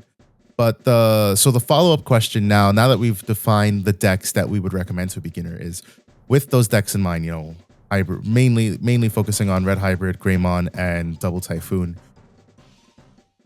How do you approach playing the game? Obviously, each deck handles it a little bit differently, but generally speaking, what is your game plan, especially when it comes to the memory gauge? You know that this is something that we share between both players. You know that the more, essentially it boils down to the more memory you have, the better. So how do you go about making sure to not overextend? When to, how do you pinpoint what spots do I do this? Do I play a tamer here? Do I play this rookie? Do I use this card to accelerate game state, or do I do something else? Do I keep my stack in the back, or do I raise? Because that's something I see very often. Like even just, do I keep my stack in the back, or do I raise? Yeah, for sure. It's not as like, it sounds like something that it's commonplace, it's knowledge to us, but it's not so commonplace. It's a legit thing. It's like, I don't know, should I raise? Why should I raise? Like, what do you think about when you're making those kinds of decisions? That's interesting. So I think you need to have the feel of the game already, right? You gotta know, like, understand you have to have played the game, when to do things, how to do things, when's a good time, when's not a good time. First off, I think understand the feel of the game, understanding where you're at in the game state, right? Are you raising a stack for no reason? That's how I think of it. What does that mean? For me, is like, so when I say, are you raising a stack for no reason? If you're raising a stack and you don't get any progress in the sense of either your effects to make your board state better, or to stop your opponent from doing something, or even like getting aggression in with attacks, and then if you do nothing with it and it just dies out and you have no counterplay, that's to me like you're raising for nothing. You didn't benefit out of it. So like, if you raise the stack and you do something else that like you didn't need to raise the stack for, let's say you raise a stack, right? Say you raise a Greymon, right? You know you don't have the level 5, you know you're not doing anything, so you just raise it and you play a tamer and you don't do anything, right? Next turn, your opponent goes, they're like, oh, you just got a Greymon now? I'm gonna kill it with an effect. And now you're set back, right? Because you could have did that whole play without raising, and you would have been fine, and you'd be still set up potentially for the next turn. Hopefully you draw to the low 5 or whatever the play is that you need to do. That's why I think about like raising for no reason. Make sure you're raising for a purpose. Mirage is, for example, right? Like in today's game, I watch Gino do it all the time. He never raises that stack unless he's about to smack you up with a Mirage going on. Even if he's at a champion level, if he has double trainings or a boost in a training, he's going to instantly raise that, pop a training, Digivolve for 1, pop mem boost, go into Mirage, gain memory, swing, almost OTK you potentially, or set up for the next turn OTK. That's what I mean by progressing your state, and you're not raising for nothing. Now, if that stack dies afterwards, there's nothing you can do about that. You did what you wanted to do out of the stack. That's what I mean by that. Like, you know what I'm saying? That's something you have to just, again, feel, understand by playing. That's hard to just tell someone in the beginning, just like, make sure you know when to raise your stack, right? No, but you gotta teach them how to do it. It's good to say, you know, you have to have that thinking skill. Like, it's a game. The game is only half, like, it's part deck building and part, actually playing the game. A whole other part of it is the mental aspect of it, thinking about and analysis. Yeah. Why would I raise right now? Does it make sense for me to raise? Correct. What do I gain out of raising? Another good example, that Greymon stack you rose. How much memory are you at? Are you at 7 memory? Raise, buddy. Yeah. You probably are going to benefit from raising because you're probably going to find your way up the stack. Are you at 1 memory? Probably shouldn't raise unless you know you can do something with that stack. Exactly. If you're set up potentially to do things with it. Alternatively, if you're at 3 memory, do you raise? You could and play that tamer because you're putting your opponent to 1, and you know that depending on what they have, I mean, this part of it goes into game knowledge, and you'd have to know what your opponent's deck is capable of doing and yada yada. Yeah. But generally speaking, for a deck to deal with your stack, they're going to have to expend memory. So unless it's a deck, like Dan said, this one's kind of hard to say unless you have more knowledge of games and the decks and whatnot. But generally, you can work on the assumption that for them to remove your stack, they're going to have to overextend a lot. Correct. They're going to have to give you a lot of memory, especially at 1. If they have memory manipulation, well then yes, they're going to be able to deal with your stack, no issue. They'll give you like 3 or 4 memory max. But if you raise, you play your tamer, and then it comes back, just so that you know that next turn you wanted to start building up another stack and raising, hey, if your stack dies, your stack dies. At least you got to build. You start building that next stack. If they give you 7 because they dealt with that stack out there, you're kind of plussing in a way. You've got all this memory to work with. You can digivolve and you can play this and you can play that. Or you could just say, all right, cool, I'm gonna punish that. Yeah. I mean, I can hard play something, but that, that's getting into a little bit more advanced topics. But yeah, what you're saying, again, that leads to the feel of the game state and what your hand looks like, because if you raise that Greymon, you do nothing per se, but you're trying to settle for another because you have a rookie at least, and you know you could potentially get to it, then maybe you raise it for nothing. Maybe you just get a swing out because at least, maybe you get a swing out, and let's say it survives, then you benefit out of it. Now your opponent, now you're at 5. If it swings and it lives, you're right. You're at 5. Right? You're at 5. Your opponent's at 4. That means you're ahead in the game, in the tempo of the game. Now if they deal with it because it's only like maybe 5,000. That's fine because it did its job. It swung to security, right? And now you're set up. You get to next turn hatch, going to a rookie. Now maybe you drew that level 5 that you needed, and you digivolve to the 4, and now you're set up again for the next play. Again, it all depends on the feel of the game and what you have in your hand and whatever goes on. But you mentioned it before, like when do you know when to extend and when to not? In this game, in this current environment of game, I think the best way to say Digimon is about micromanaging your resources and understanding, getting the most value out of your plays. If your play is only of maybe playing a 2-cost tamer or option and you're at 1 and push your opponent at 1, that might be beneficial than you just hard playing maybe a 5 and putting them to 6 or 7, right? Even though you might be set up for next turn, but what if you just die because there's no point? You just let your opponent build up for no reason. Understand that sometimes, understanding your memory gains and your in trainings and when to use your in trainings, when to use when it's good to just pass. Yeah, that too. I hate passing just to pass, but like there's times you just have to pass because you have nothing else to do. Certain decks, anything that you do means that you're gonna give them more memory than you would by passing. Exactly, because when in Digimon, when you pass the game, anytime you're in, your memory, so anytime you're at 0 to 10, if you pass, that means you give your opponent 3 immediately, and they start at 3. So that's why you usually don't want to pass if you don't have to, because then you're losing out on potential memory. And that's when sometimes if you have, let's say they have a memory tamer, right? Which means, when they start a turn, they always start at 3. If a play you think that could benefit you, that might be giving them a little bit more, maybe 4 instead. Let's say because you decide you're at 0, you want your memory tamer or something.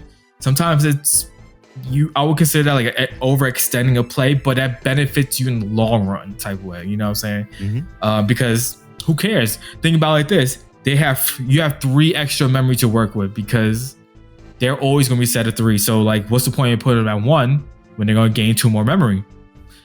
Things like that is stuff to consider as well on whether to overextend or not extend your plays. Memory tamers really change the onset of a game. When memory tamers aren't out, both players are trying to choke each other like they're in a boxing ring and they got their gloves around each other's throats.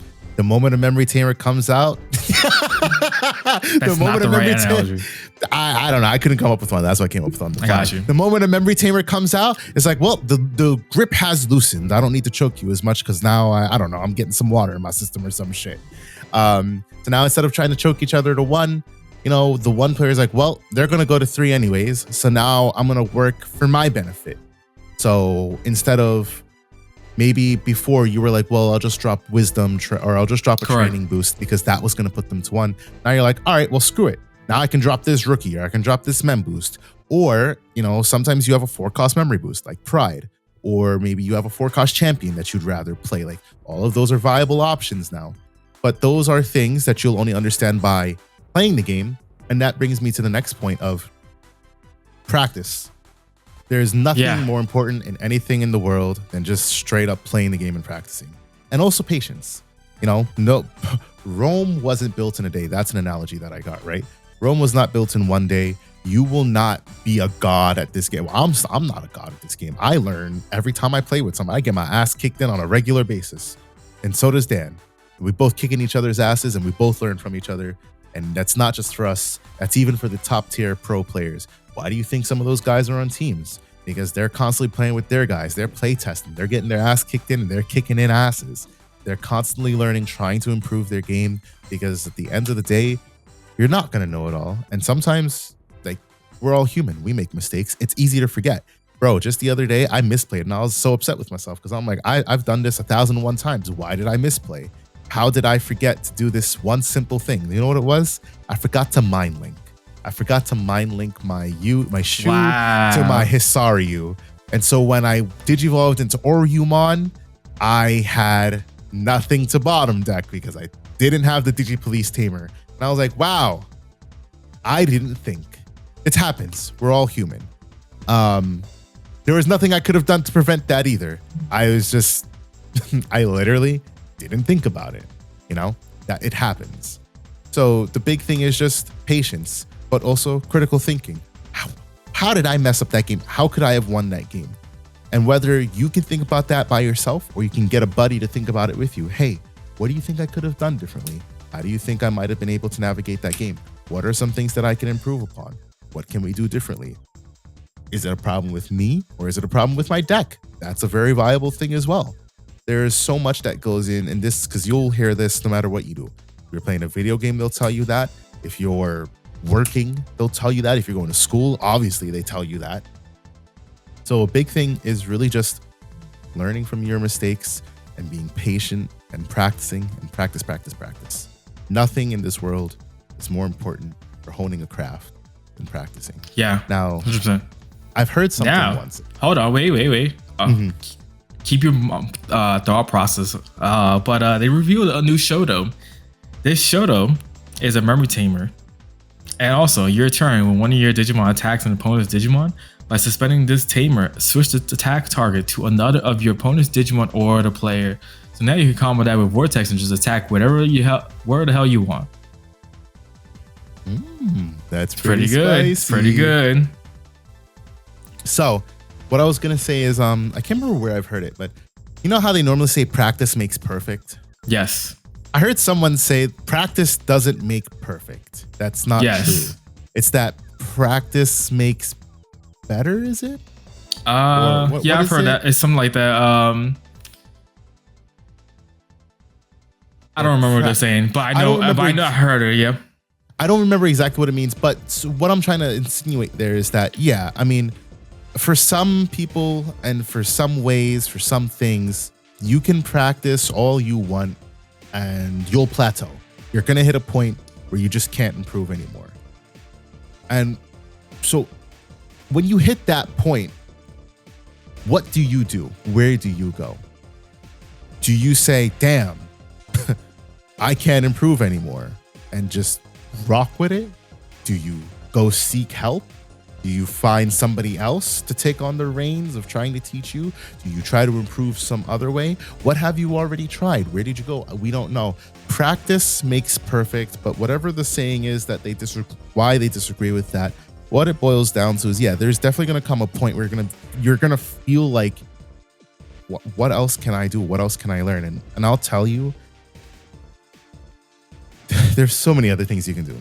You can go play a different card game. You can go learn, I can't say every card game, but there are definitely other card games you can play. And then you can come back to Digimon and be like, oh, wow, like I learned this from that card game. You can go get a coach. You can just go play in a tournament.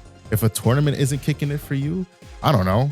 That would be like my 3 things that I try: tournament, another card game, or a coach, or a playtesting group. Coach/playtesting group. I know some people have feelings about coaches in card games. I am one, I think. So that would be like my 3 things that I try first. It's really just a matter of how serious are you about getting better. You feel like I mean, even when you're working out, like Dan, you know this because you work out more than I do.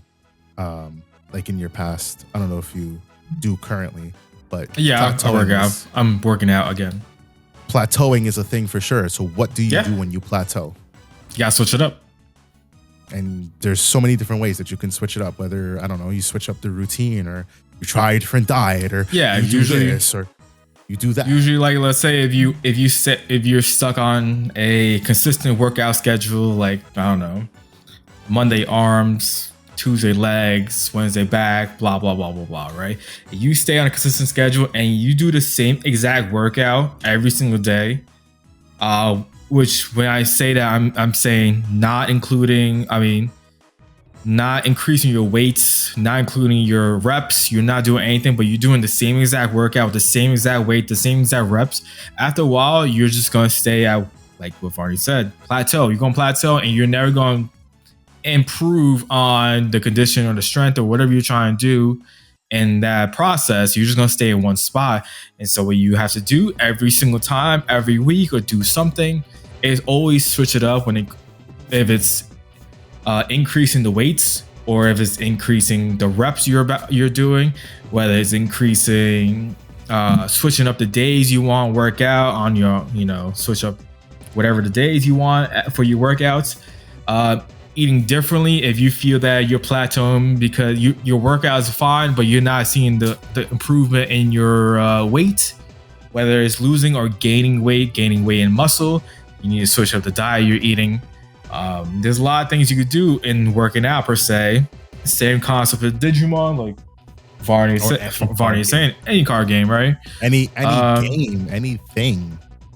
Yeah, if you feel that you're stuck at a point, maybe you need to play against better players.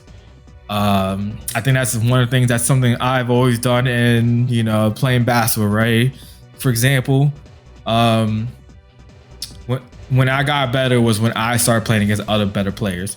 When I started learning from, started kicking your ass. Yeah, exactly. That's I was a kid playing. I'm like 10 years old playing against 15-year-olds. That's a huge level gap. Yeah, that's a huge level gap as well because they know how to play. I'm saying way Digimon, more. Dan. You were rookie level Digimon playing against ultimate levels. No, but I was just saying, a 10 to a 15-year-old and basketball and athletic scene, that's a huge difference. And that means you're playing against bigger, strong kids. That means you get to learn, faster sometimes, instead of playing with your own age groups. Right. Same concept as this. If I'm playing against, the same people consistently, or, I'm playing the same deck and I'm just stuck in a way, I'm like, oh, I keep losing. Why do I keep losing? Well, something is there that you're not doing right. Maybe you're not understanding the game fully. Maybe you're not reading what the board state looks like when you're doing things. Maybe you're playing cards that aren't really that good in the deck. Spicy choices, people like to say. Sometimes those spicy choices are not always that good. Sometimes you just don't know, Yeah, 100%. And definitely having someone else, having a group of whoever you practice with, having different eye sets on what your deck looks like and helps with that because they get a different point of view. Like, let's say you try and figure out a tech card or something and you think this is like the jam, and you have 3 other people that's saying, hold your horses, don't.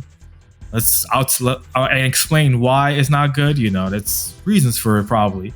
There's a lot of things you could do to improve as a player as well. For sure. The next thing is, we talked about what decks we'd recommend and how to improve. Another big thing, this kind of applies if you don't know card games. It doesn't apply as much if you do know card games. So if you're getting into the game and you don't know card games, you have to know that there are essentially 3 distinct playstyles. There are much more than 3, but you can essentially boil it down into rock, paper, scissors. You have your aggro decks, you have your mid-range decks, and you have your control decks.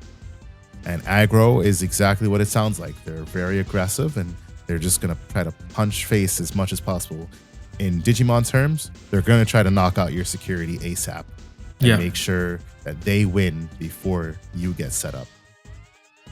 Mid-range decks are always something I've struggled with. I can't really define that in Digimon terms because I feel like it's a little bit different in Digimon than other games, Dan. Am I correct in thinking that? I missed what you said. Say that last part again. Mid-range decks are something I always struggle to define in Digimon because it feels like mid-range Digimon decks are a little bit different than they are in other games. Am I correct 100% in saying that? A little bit, yeah. It's hard to 100% decipher. Mid-range deck is a deck that usually can do offense and defense at the same time and is decent at both. Perfect example, I think the best mid-range deck to talk about in Digimon is Black or Greymon.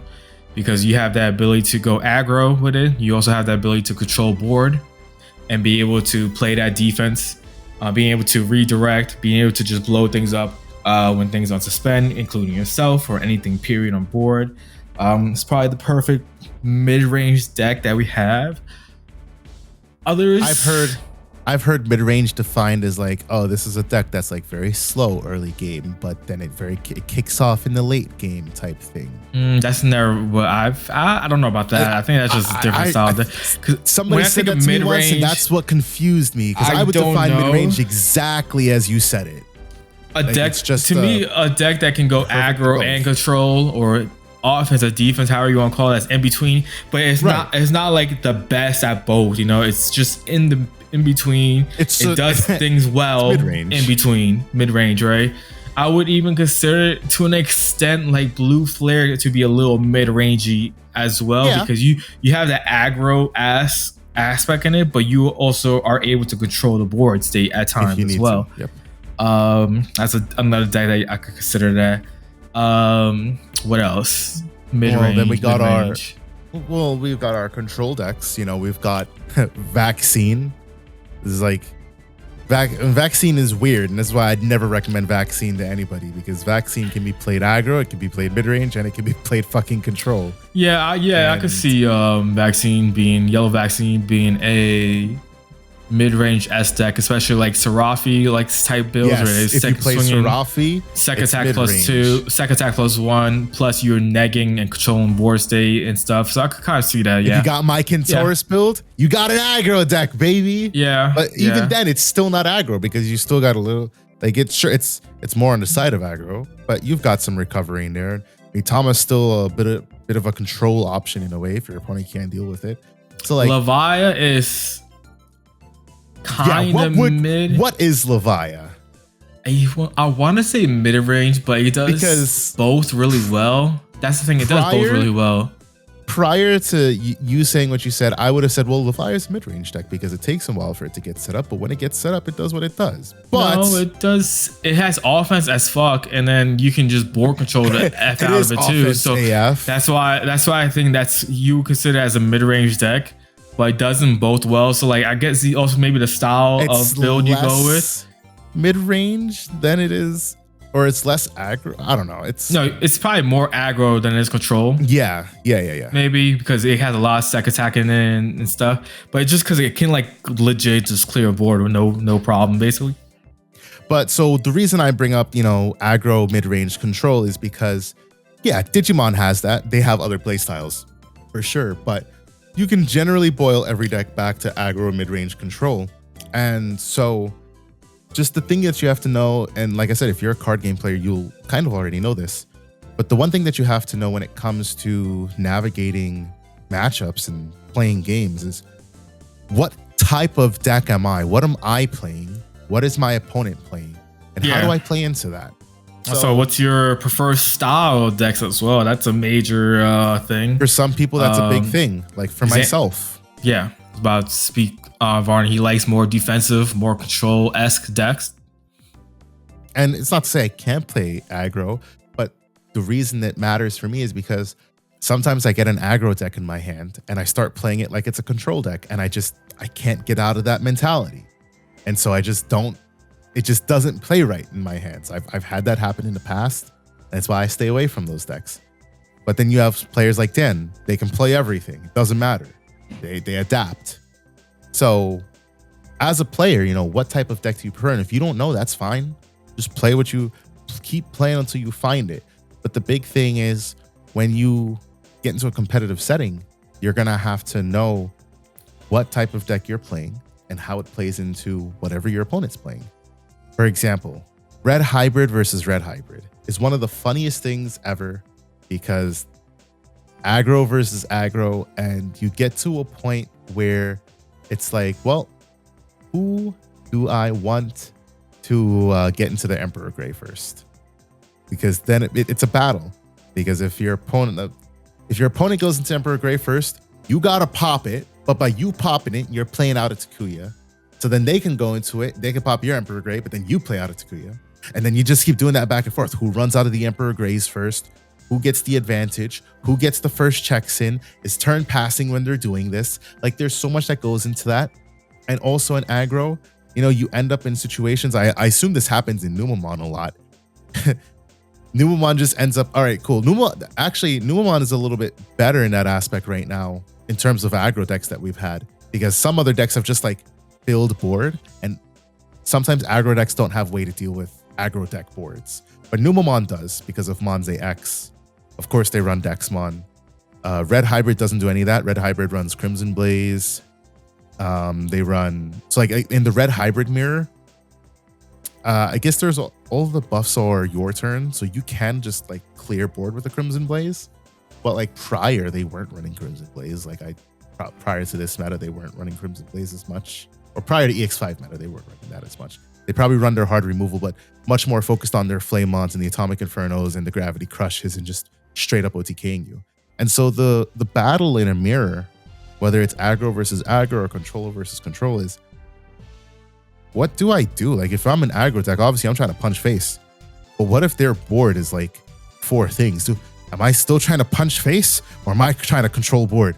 Does my aggro deck switch to a control deck? Or if I'm playing a control deck and I'm playing against another control deck, this is Nats kind of, or not Nats, sorry. This is Worlds kind of in a way. Leviamon, obviously, we said that's kind of like a mid-range, but a little bit more of an aggro deck. But then you've got it playing off against Secon, which is a straight up control deck, hence security control. How much that's something, that's a matchup where it's not a mirror, but you most definitely have to change your play style. You cannot play your play style into that matchup. Leviamon is another one. It's funny, Dan, because a lot of people complain about Secon, but Leviamon is another deck. It's kind of reminiscent of Examon in a way. I remember when Examon came out, people were like, "Oh my goodness, what the hell do you mean you're gonna force me to attack and then you're gonna block and trash the security and unsuspend and I can't delete you and you're this big 16, 17k." Like it was so funny. And now we got Leviamon. You play Digimon out by effect, I punish you, but I can also punish you on my own without you needing to do it yourself because I have Octomon and Dragomon and War Seedramon. And these decks, you have these decks, I'm sure they're in every game, where they pull you out of your playstyle, whatever your deck does, and they force you into playing a different playstyle because that's kind of the deck's idea. It's the foundation behind the deck. Is there an equivalent deck in Yu-Gi-Oh that does that, Dan? Was it the one you like to talk about? Name is slipping my mind. Spirals? Yeah, Spirals. It's the Spirals do that, or is that a different, what, control?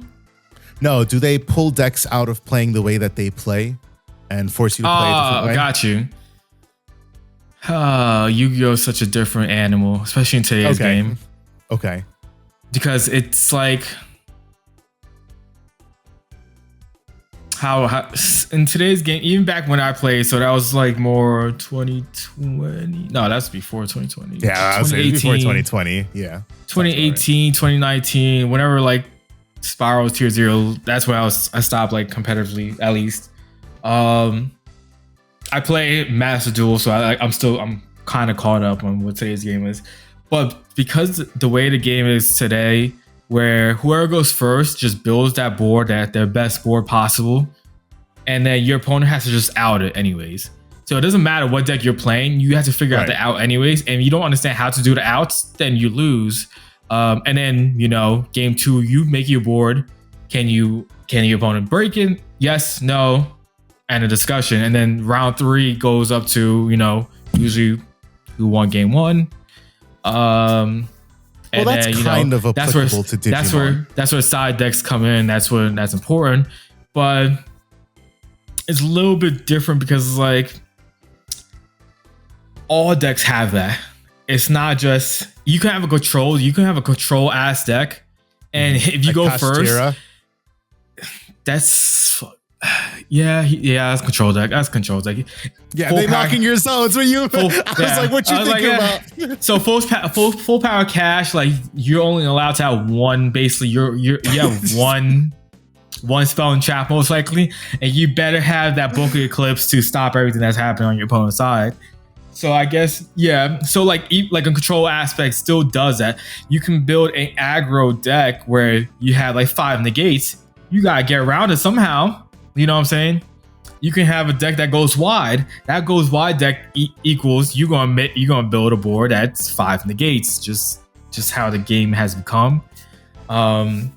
Even back then, like if you were able to make what's called a U-Link, that was like detrimental, you know what I'm saying? Then you have to figure out how to deal with that.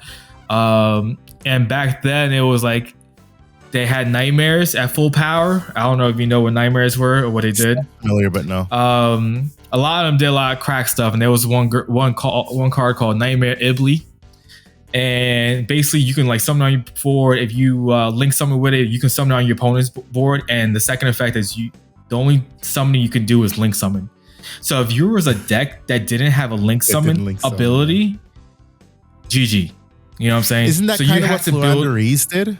Flow Under Ease is basically you just normal summon everything out, and you just tell your opponent like, can you deal with all this board control? That's a board control kind of deck. Because then they also have effects where they just normal summon on your opponent's turn, and then it just gets to the point where they normal gets to the big guy, and then it's like, all right, I'm gonna kill your board now. It's a very weird. Maybe I was thinking about a different deck, but yeah, possibly. But like it's it's just Yu-Gi-Oh! I think it's just in a different aspect compared to that. It is, but also like some of that applies to Digimon, because like that's kind of what I mean by there are things applicable from other card games to Digimon. Digimon does get to be a point sometimes where you, as an aggro deck, you do have to focus on board. You can't just worry about swinging at security. Sekon is a good example of that, because if they've got a Shadow Seraphimon on board along with a Magna Angemon, your first thought should not be swinging at security, and you should be trying to get rid of both of those, because one is an ace target and the other one is, well, it's going to de-digivolve you every time. In the case of the Double Typhoon deck, I talked about this in our meta snapshot I recorded today. If your opponent has a Rapidmon on board, it doesn't matter. The more Rapidmons, the worse it is. Yeah. Because every one of them is a blast evo target from Mega Gargo Ace. That is a card that will absolutely disrupt your turn. There is no ifs, ands, or buts about it. If you get Mega Gargo Ace, there are chances 9 out of 10 you're just going to pass, because you can't deal with that Mega Gargo Ace. If they have Golden Armor Rapidmon, and then regular Rapid, the level 5 Rapidmon, just pass. I can't even tell you you can't especially if they have a green tamer in place, so that level 5 Rapidmon has protection, and you're a deck that goes in the conventions of either popping by effects or bouncing the hand or deck.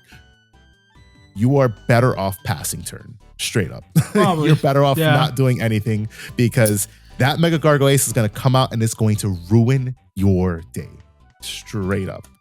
Yeah, I can see why you're saying the comparison now, in the sense like, oh, they have a board, you have to deal with it or you don't. But like, I feel like it's different because the way you attack is by killing your opponent's monsters in Yu-Gi-Oh! Versus this. You have a choice you of swing into dealing with Digimon or swinging to security. So in that aspect of going back to Digimon, now you have to understand board presence, and you can't just go unga bunga and say, I'll be good, because let's say if they get you like there's times maybe they get you to 2 security, and they got like 4 Digimon board, you lose next turn. Unless you have you have a chance of a security bomb, obviously, but you lose next turn guaranteed. Obviously luck happens and security bombs, but besides that, you lose. So you need to figure out, can you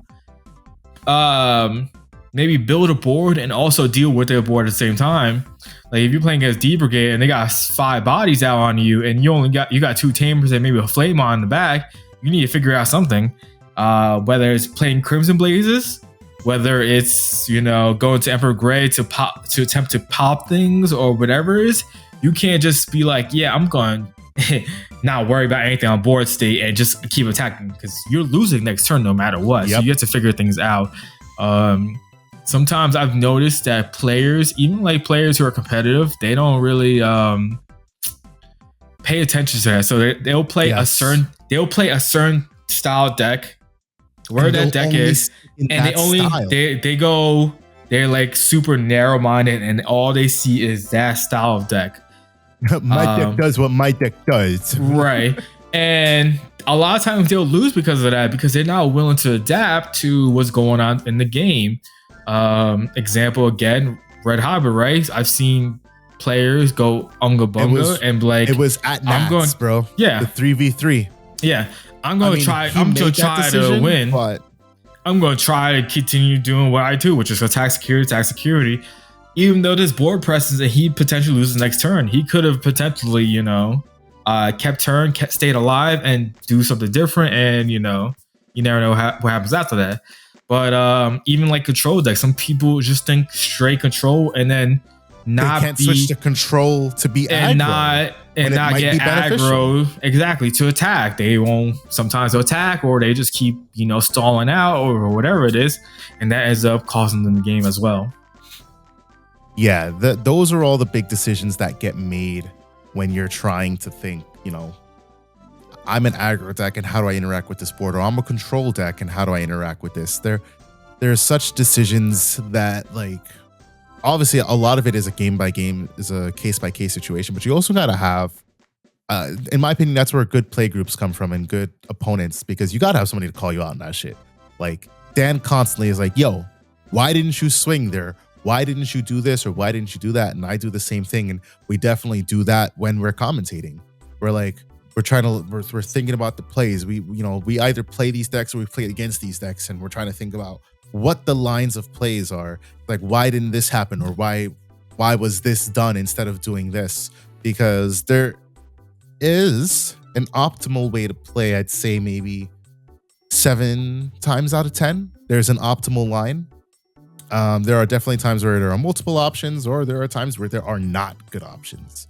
But being able to say, yeah, this is what should have been done at this specific point in time, that's something that you're only going to learn by game situation.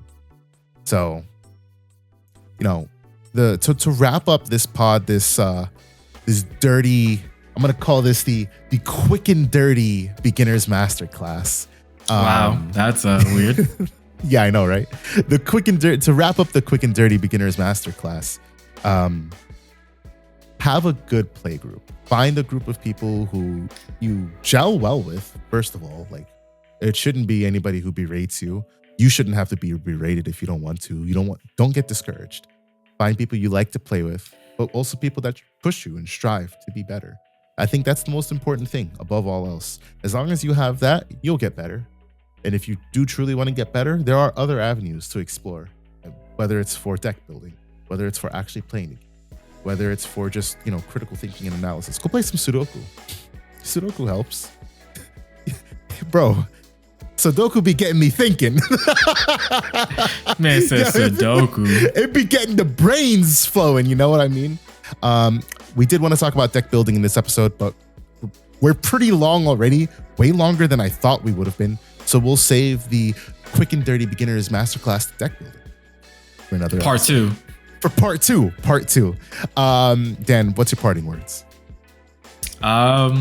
Practice. No. Practice. I'll say it for Mike. Wrap it before you tap it. Anyways, that is it for today's episode of DigiPod, the digital podcast. So until we talk to you guys next time, peace out. Catch you all on the next one.